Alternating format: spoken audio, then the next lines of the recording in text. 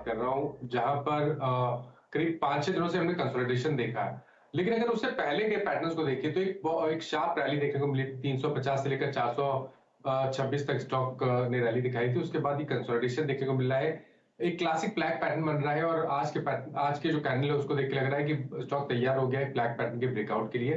तो positional basis पे current levels पे खरीदारी करनी चाहिए। जाइडस लाइफ में स्टॉप लॉस रखिए 414 का और ऊपर की तरफ 435 के टारगेट सेट करिए। 30 के टारगेट के लिए एक मौका तेजी की तरफ। चार्ट का ये चार्ट्स के आधार पर एफएनओ का टॉप ट्रेडेड काउंटर फ्यूचर्स में अच्छी खासी तेजी बनाता हुआ दिखाई दे सकता है। 2-2.25% ऊपर 435 का ट्रेड। चलिए अब बारी चार्ट के चमत्कार की और ये है फिलहाल नीलेश जैन की तरफ आता हुआ। बताइए नीलेश। बिल्कुल ऐसा है। देखिए कॉन्फिडेंस जो आ रहा है वो फाइनेंशियल्स में ही आ रहा है, चाहे वो बैंकिंग ले लो, PSU bank, private sector bank, एक काफी अच्छा मोमेंटम वहां बनता हुआ नजर आ रहा है। तो इंडसइंड बैंक ये पर्टिकुलर काउंटर हमारे रडार पे आया है। सबसे पहले ओपन इंटरेस्ट देखे तो यहाँ पे लगभग 4% का ओपन इंटरेस्ट इजाफा हुआ है। कहीं ना कहीं लॉन्ग साइड में बिल्डअप होते हुए नजर आ रही है पोजीशन। साथ ही साथ अगर आप डेली टाइम फ्रेम पे देखें तो एक कंजेशन जोन यहाँ पे बनता हुआ नजर आ रहा है, जो एक सिमेट्रिकल ट्राइंगल जैसा फॉर्मेशन यहाँ पे डेवलप हो रहा है। उस पैटर्न का ब्रेकआउट लगभग 1210 के ऊपर हमें देखने को मिलेगा।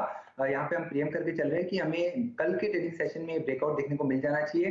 करंट लेवल पे इसे खरीद के चलना चाहिए। ऊपरी स्तर पर 1220 से 1240 तक के 2 टारगेट्स होंगे और करंट लेवल पे ले रहे हैं तो स्टॉप लॉस जो होगा 1175 के आसपास का होगा।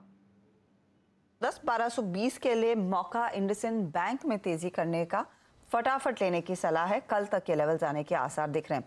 1200 की तरफ बढ़ ही गया है वो काउंटर। अब चलते हैं मिड कैप फंडा के लिए शरद अवस्थी के पास।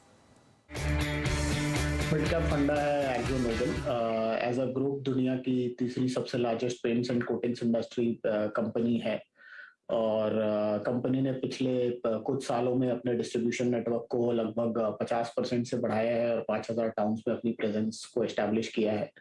इसके अलावा कंपनी जो 3 मेजर प्रोडक्ट्स पे काम करती है, अगर आप देखें तो डिफेंस में आपका ये शिपिंग और शिपिंग की कोटिंग वगैरह में इनका काफी बड़ा योगदान रहता है। तो मरीन और प्रोटेक्टिव कोटिंग में काफी बढ़िया मेरे हिसाब से बिजनेस रहना चाहिए इनका।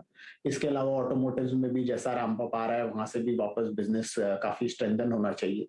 कंपनी ने कुछ फ्लोर रिलेटेड प्रोडक्ट्स में नया डाइवर्सिफिकेशन भी किया है, उसका भी फायदा कंपनी को मिलना चाहिए।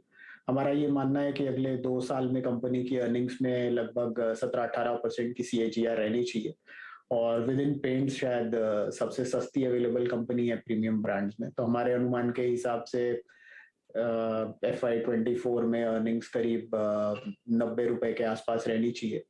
तो 30 का मल्टीपल कंपनी को आसानी से मिल जाना चाहिए। तो 2700 रुपए के लक्ष्य के हिसाब से एक्जो नोबल।